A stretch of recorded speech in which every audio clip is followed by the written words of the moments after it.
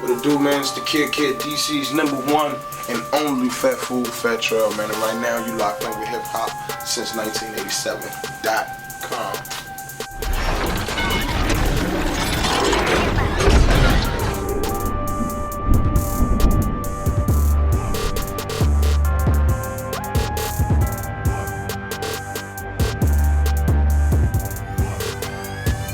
You're part of the Louis V mob, New Orleans, DC, ATL, basically all real niggas from different parts of the country.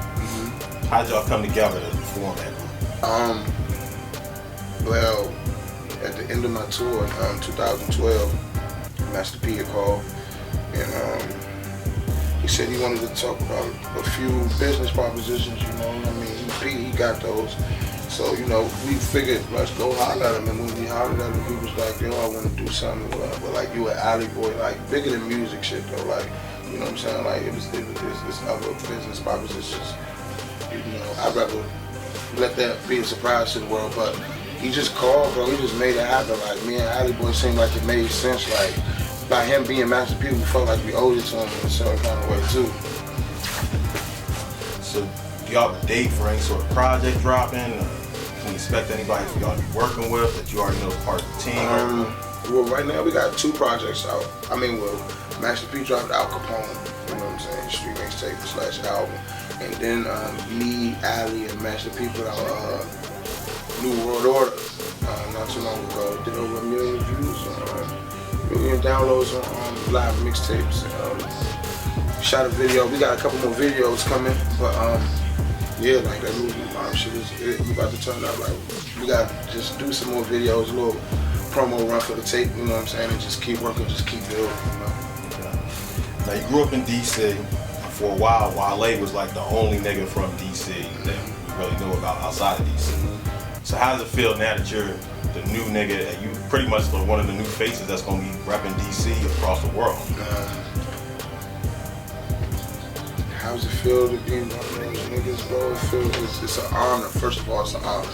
Like, anytime you give somebody a stage to represent their city, whether it's rapping, football, basketball, soccer, hockey, you know, it's always an honor, especially if you love doing what you do. You know what I'm saying? I definitely love music, and it's an honor. I always wanted to go out and represent DC all around the world. You know, I always felt like the real DC was not getting the right recognition. I always felt like people did not know what the real DC was. Like, if you've never been, 9 times out of 10 they gonna automatically assume that it's just a straight White House, Moyle, president, you know, bum-ass Redskins, you know what I'm saying, shit like that.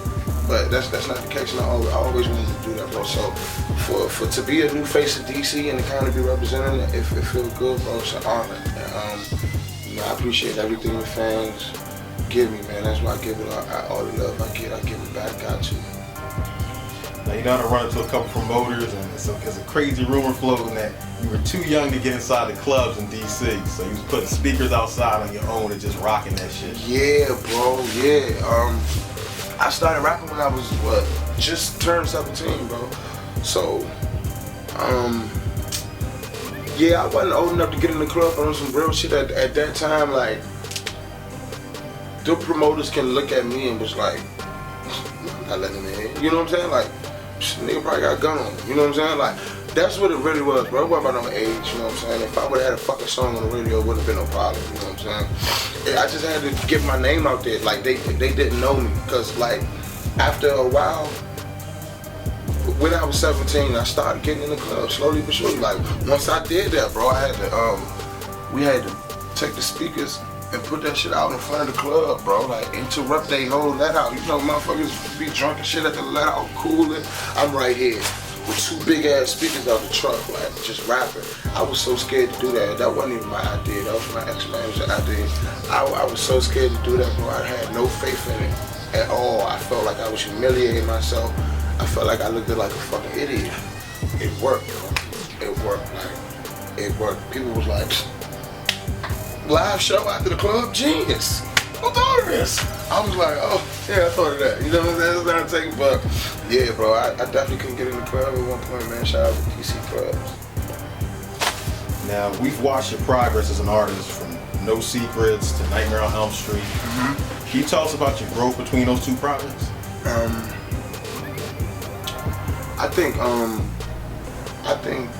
the difference between No Secrets and I think as far as the growth from No Secrets to Nightmare on East Street was just like, I feel like Nightmare on East Street, my flow was a little tailor-made. You know, I feel like at that right around that time, that's when I was really starting to find myself as an artist. I knew what ad-lib I was gonna say after this lyric, bro.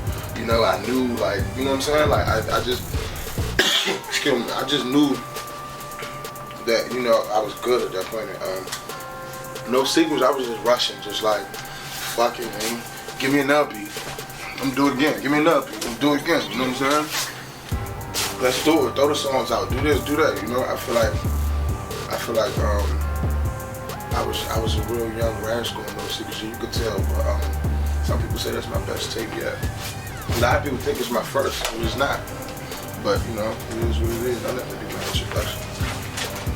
Now, what can your fans expect from you on your upcoming SDMG project? Features, production. What can the fans expect from Sex, Drugs, Money, and Guns? Definitely talking about a lot of sex, drugs, money, and guns. That's first of all. But now, on a more serious note,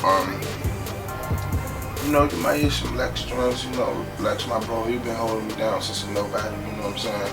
I fuck with the homie YG. You know, had to get mustard on the beat. You know, it's kind of too right. You know what I mean? Of course, I got my Glory Boy on there, man. You know, Chief Keef on there. Who else? You know, besides the camp, besides the Slutty Boys in my actual company 1135. Who else on there? Smoke Diz on there. You know, that's bro. Like I you know, that's like family type shit. And, it's just a lot of more great surprises, man. You know, like I just hope they gonna love it, man. You mentioned the Slutty Boys. Who's in the Slutty Boys? Who is in the Slutty Boys? The main Slutty Boys is Michi, Do Baby, and P Wild. Like that's the actual group, the group that's I brought into the game. And, but then you know we endless. You know what I'm saying? Like that was an army that started 6 years ago. You know, like we in the hundreds by now. Like to sit and go through the whole SB would be crazy. Like because SB is really worldwide. Like we really global now, and I thank God every day for that, man. Because we work hard. Like we started this shit like in P living room, just like smoking dope on MySpace. You know what I'm saying? Like smoking Reggie at that. 05, 06. But I mean, we deep now, man. It's an army, man. Shout out to the whole Slutty Boy gang, all my slutty girls. You already know what we do. Yeah, we've seen you collaborate with many artists, Chief Keef, Ricky L, Soulja Boy, and a whole bunch of other guys. Who else would you like to work with in the future that you haven't had a chance to get on track with? Who would I like to work with in the future, bro? I think I would definitely. Before I die, I need that Fat Trel John Legend track, man. I need that, bro. Like, it's killing me on the inside. I definitely want to get, like, just a little 12 on a Justin Bieber song. I need all of them bitches. Them little white girls and shit. We need all of them, bro. Like, every last one of them, bro. Motherfucker, who else? I definitely, it would be an honor to share 12 or 16 with Rick Ross, of course. I always felt like me and Snoop could make some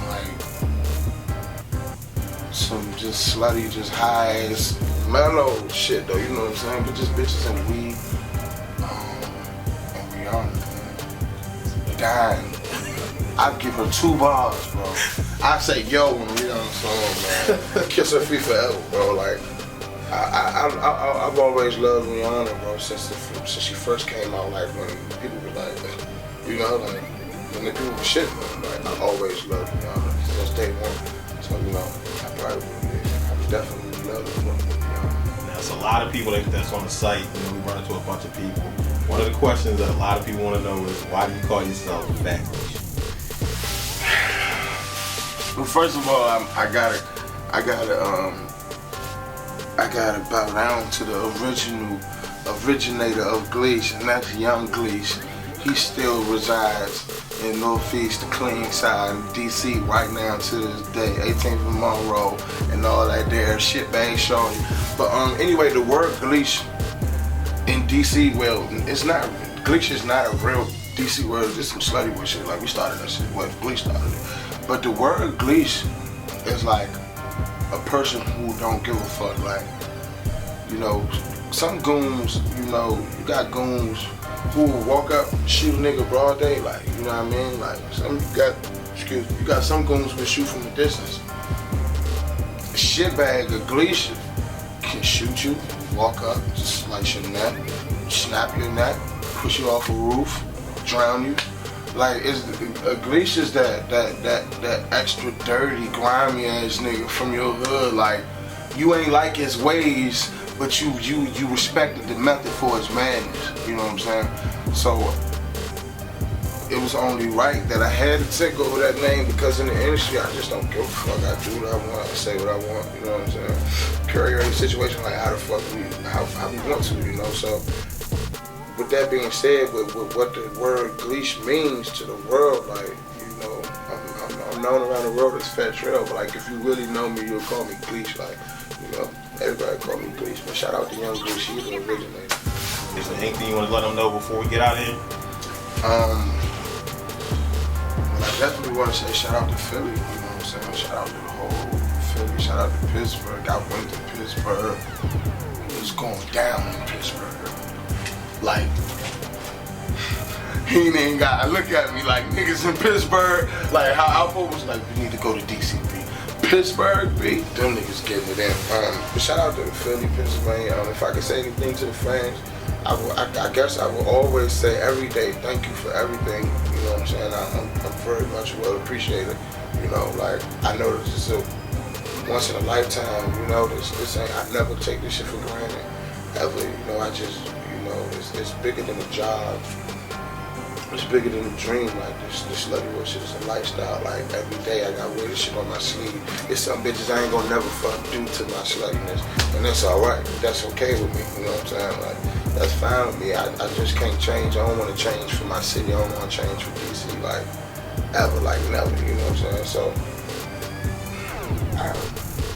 what else? Sex, drugs, money, and guns coming out, and you can find all my videos in the Slutty Boy apparel and the Slutty Girl. Yes, we got Slutty Girl clothes at fattrel1135.com. It's FATTREL1135.com. My Twitter is at FATTREL. And my Instagram is at FAT_GLEESH. You must follow me on Instagram too, because you was like, why they call you Fat Gleesh? Why you call yourself Fat Gleesh? Can I ask you one question? Yeah. I'm asking niggas on camera. This rolling, right? Yeah, it's rolling. When you think of, I'm trying to figure out how I'm trying to ask him, bro. Like, when you hear somebody speaking of Fat Trel's Instagram, what comes to your mind, like, when you think about my Instagram, man? Wow. No limitations.